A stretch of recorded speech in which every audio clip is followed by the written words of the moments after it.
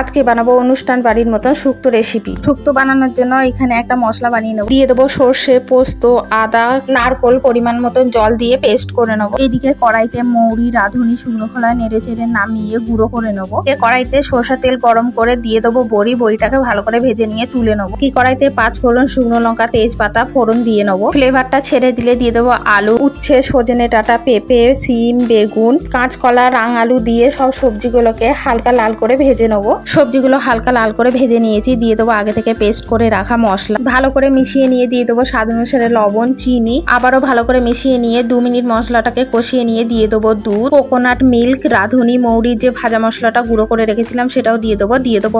বড়ি দিয়ে ভালো করে নাড়াচাড়া করে নিয়ে ঢাকা চাপা দিয়ে 10 মিনিট এটাকে রান্না করে নেবো। দেখো হয়ে গেছে, আলু আর সবজিগুলো সব সেদ্ধ হয়ে গেছে। দিয়ে দেবো ঘি দিয়ে ভালো করে নাড়াচাড়া করে নিয়ে নামিয়ে নিলেই তৈরি হয়ে যাবে অনুষ্ঠান বাড়ির মতন শুক্তো। ভিডিওটি ভালো লাগলে সাবস্ক্রাইব করার অনুরোধ।